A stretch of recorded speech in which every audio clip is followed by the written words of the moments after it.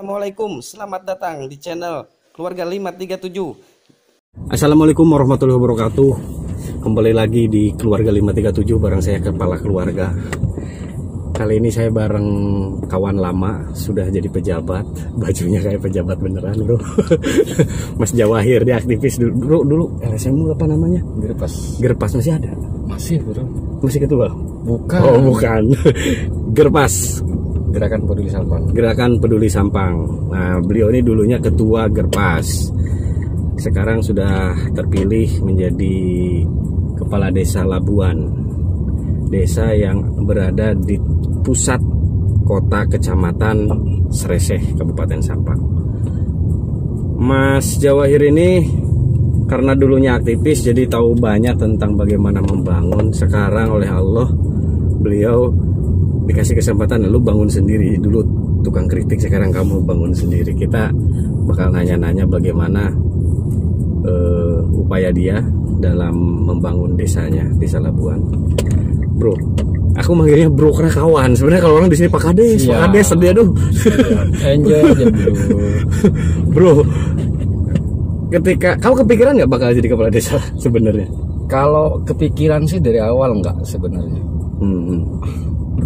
Kepikiran sih enggak, cuman merasa ya sebagai warga desa kadang-kadang merasa tertantang aja. Masa desaku kayak gini? Itu aja yang kemudian membuat saya tertarik gitu. Nah, tapi kan kalau dilihat dari Trah kan memang dulunya sebelum desa sebelumnya kan ayahmu juga pernah jadi kepala desa gitu kan. Artinya kepala desa ini bukan sesuatu yang asing lah di lingkungan keluarga. Iya. Iya, karena saya berpikirnya kepala desa kan bukan warisan. Oh iya benar. Ya, itu gara-gara sekolah kebanyakan bro. Ya benar. Jadi kepala desa itu bukan warisan, itu catatan buat kita semua. Tidak diwariskan, tapi dikejar ya. Enggak juga sebenarnya. Enggak juga. Enggak. Terus ya terpanggil aja sebenarnya. Terpanggil, makanya saya tadi bilang saya tertantang. Bisa enggak gitu desa yang saya cintai, yang kami bersama cintai ini lebih maju dari yang sekarang saya rasakan maju, cuman bisa nggak lebih maju dari ini? Oke, siap bro. Nah karena kepala desa tidak diwariskan, kemudian kamu tertantang untuk memperbaiki desa gitu kan. Ini kan sudah 7 bulan jadi kepala desa ya. Kan semakin tahu ya dalamnya. Kalau dulu kan lihat dari luar, ya betul, tantangannya apa. Nah kalau sekarang kan dari dalam, kan banyak juga itu ternyata hambatannya untuk menyelesaikan tantangan itu. Apa aja yang kamu temukan setelah 7 bulan jadi kepala desa? Tidak banyak sih sebenarnya, karena saya yakin masyarakat desa Labuan ini pada dasarnya semua punya harapan yang sama, ingin membangun desa. Cuman masyarakat kan tidak banyak yang tahu gimana caranya, dengan cara apa mereka membangun desa. Nah ini saya sebenarnya bagian dari ingin mewujudkan harapan dan mimpi masyarakat membangun desa sebenarnya. Tunggu ada telepon dulu.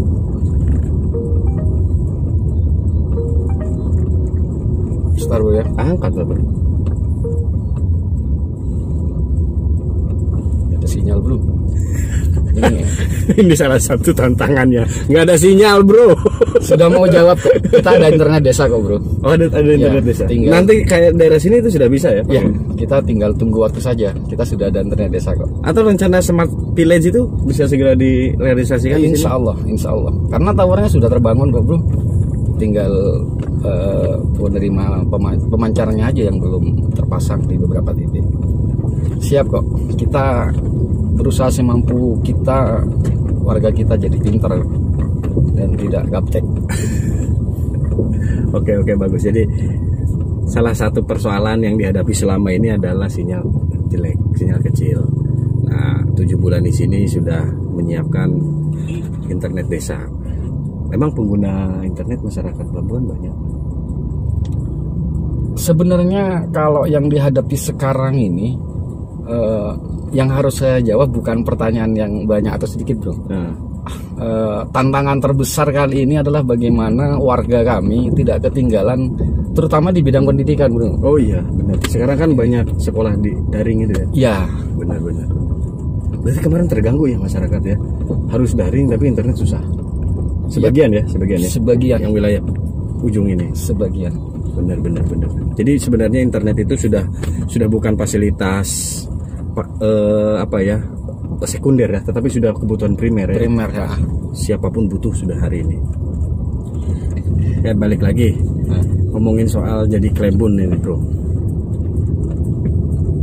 Tadi kan kita jalan sampai 3 tempat pernikahan. Jadi Pak Klebon ini satu-satu datang gitu kan, mendatangi.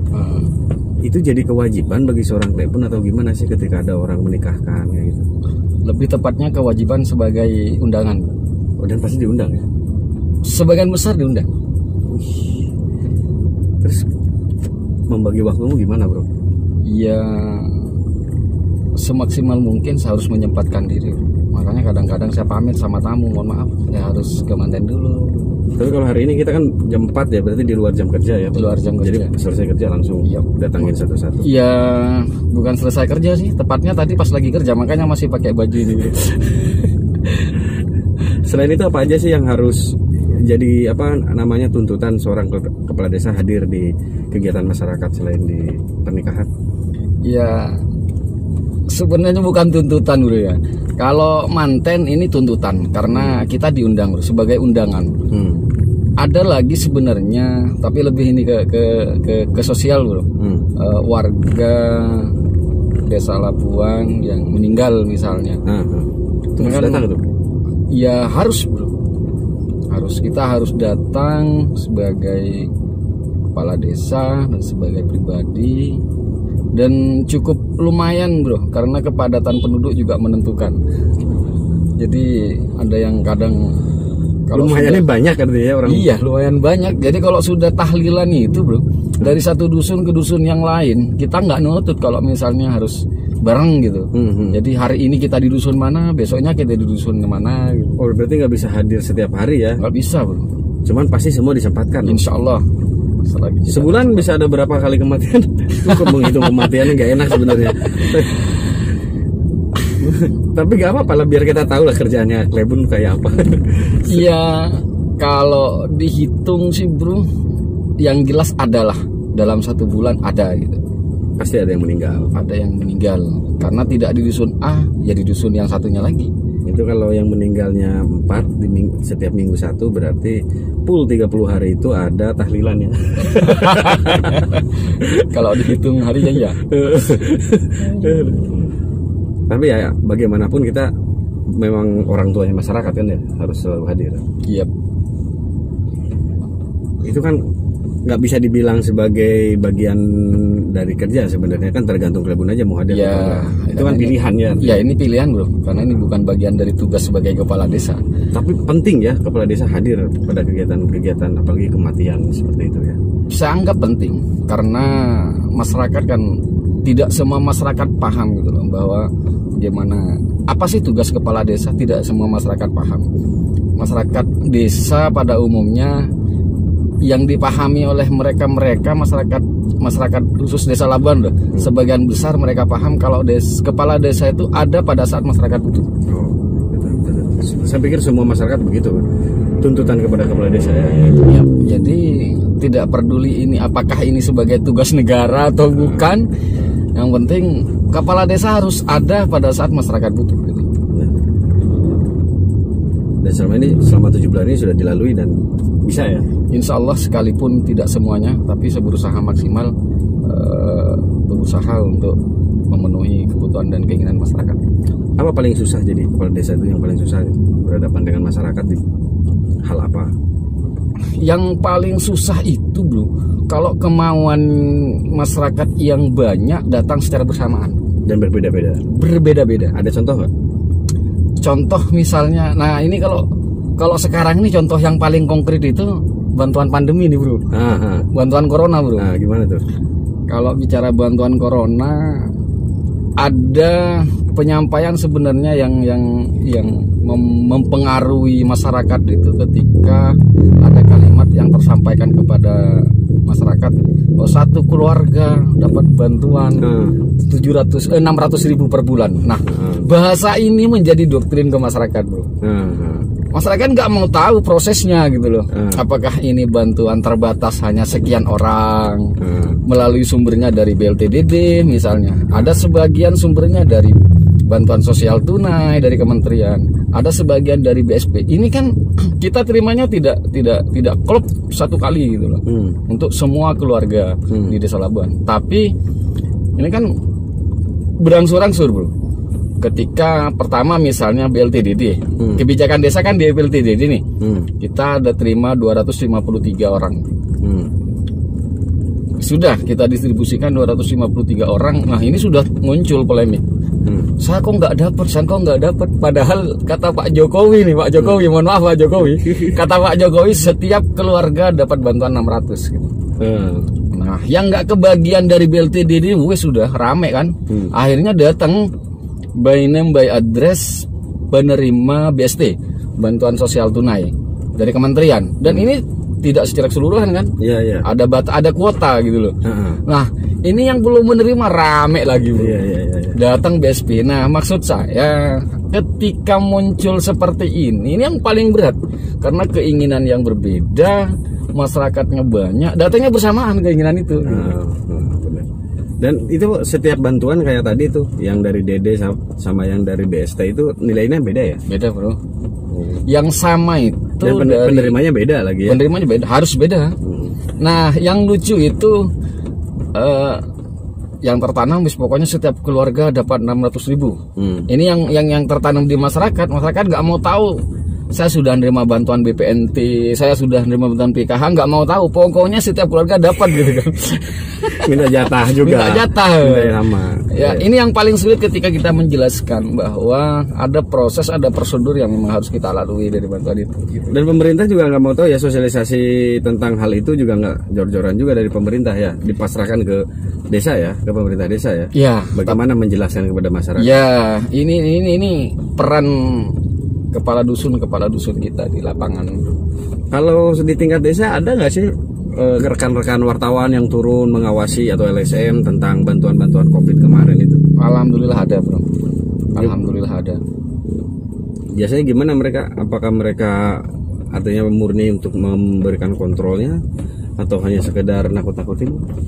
Sebagian memang melakukan kontrolnya. Masih bagus lah wartawan sebagai LSM, tapi sebagian yang lain juga kadang-kadang tidak paham dengan maksud kedatangannya gitu loh. Ini sebagian yang lain ini sebagian besar apa kecil? Aduh. Labuan ini berdiri berapa tahun sih, bro? Aduh, berapa tahun dia? Ya, kepala kantor desanya kok masih ngontrak gitu?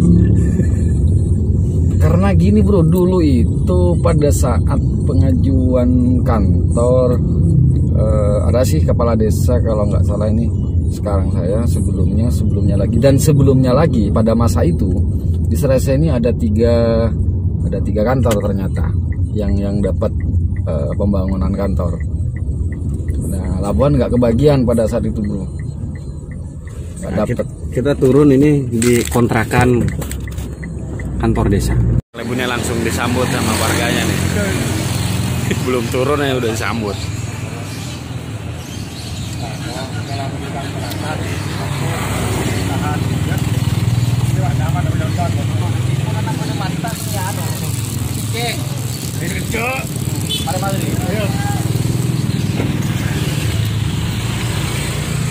Nah, ini kontrakannya yang dijadikan kantor desa. Ini kalau masuk nggak bisa keluar lagi dari situ, karena keluarnya dari sini nih.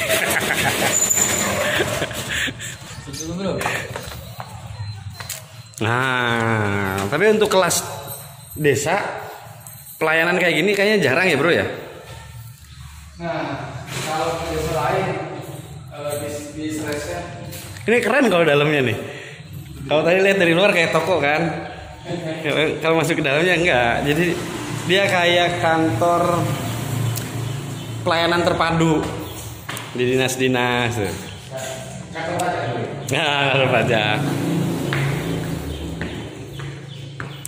Ini ruangan stafnya masih layak lah, cuman sekatnya nggak serapih di depan. Justru yang mengerikan ruangan kepala desanya. Kecil. Ya untuk sekelas kepala desa yang pegang anggaran miliaran, ruangannya sebesar ini. Saya ikut prihatin, bro. Prihatin, bro. Jangan sekedar prihatin, bro. Harus disupport juga dengan upaya apa gitu. Dia bisa mantau dari sini karyawannya. Yang ini nih ruangan karyawan tadi. Ini ruang pelayanan di depan. Ini ruangan apa, Mas? Ini ruang ke kamar mandi. Oh, itu kakiku tuh kelihatan. Oh, ini jalannya parkir. Keren lah. Ada berapa pegawai di sini, bro? Total kita ada 11, bro. 11 orang. Apa aja tugasnya? Apa aja? Kaur ya, sih? Ada seorang sekdes, 3 orang kaur, 3 orang lagi kasih, 1 lagi staf operator Siskuides, 1 lagi operator Dispenduk Capil, dan 2 lagi staf pelayanan. Masalahnya ini, bro, yang digaji pemerintah ini cuma 8 orang. Yang tidak tadi dari sekian orang yang disebut jabatan itu yang nggak digaji yang mana? Yang tercover dari ADD ini cuma 8 orang. Yang sisanya itu staf pelayanan tidak tercover. Oh, yang di depan yang di depan, iya. Yang tadi bagus itu loh. Iya. Tempatnya kayak pelayanan terpadu itu. Iya. Kayak pelayanan pajak. Itu dibayar dari mana, kamu? Ya sampai saat ini masih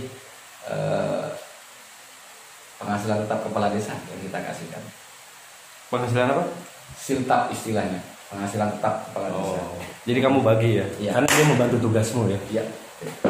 Oke, kan banyak, Mas, teman-teman yang aktivis ya, aktivis ataupun mahasiswa, dia dianggap berpendidikan, kemudian dilirik oleh masyarakat. Kalau sarjana-sarjana itu kan dilirik di desa itu, Mas. Tips untuk jadi kepala desa ya, dengan modal dia pernah jadi aktivis atau dia sudah selesai S1, tipsnya apa aja sih? Kalau saya sih, teman-teman berharapnya ke teman-teman, semoga kepala desa tidak menjadi pilihan utama teman-teman. Kenapa? Kok kayaknya? Nah, gini, bro, kecuali memang teman-teman mau memulai membangun desanya sendiri. Ini kalau warga desa setempat ya punya obsesi yang besar mau membangun desa, silahkan lakukan sesuatu yang terbaik. Dan dari awal yang harus ditanamkan ke masyarakat, jangan tunjukkan bahwa kita mau jadi kepala desa, dan jangan pernah minta kepada masyarakat bahwa saya harus jadi kepala desa. Jangan. Itu aja tipsnya. Biarkan semua mengalir, lakukan yang terbaik untuk desa kita. Gitu loh. Kalau ke depan kemudian masyarakat merasa, kamu loh cocok jadi desa, itu takdir. Nggak perlu ambisius ya? Perlu, percuma, bro. Percuma. Apa sih yang harus diambisi? Soalnya kalau kita mau jadi kepala desa, bro, jadi kepala desa nih, dalam tanda kutip jadi kepala desa, targetnya apa sih? Gak ada, bro. Kalau saya kemudian terpilih jadi kepala desa, itu tujuannya bagaimana saya saat ini jadi kepala desa bisa mewariskan hal yang baik terhadap anak cucu saya ke depan. Itu aja. Gak ada yang lain, bro. Mau jadi kaya, enakan jadi pedagang, bro. Masa? Yakin? Kok banyak yang mau jadi kepala desa ya? Nggak, gini loh, bro. Kenapa saya bilang harus enakan jadi pedagang ya? Berapa sih tunjangan kepala desa? Saya nggak menyebut nominal, bro. Tapi kepala desa siang malam terima tamu, bro. Tiap siang malam ada kegiatan-kegiatan sosial, itu nggak dianggarkan. Nggak dianggarkan. Meskipun ada pemasukan, banyak pengeluaran gitu. Lebih banyak pengeluaran. Pemasukannya 1 kali, bro. Pengeluaran selama 1 bulan sehari bisa 5 kali. Tapi kalau banyak kepala desa mobilnya bagus gitu. Nah itu ngutang, bro. Oh.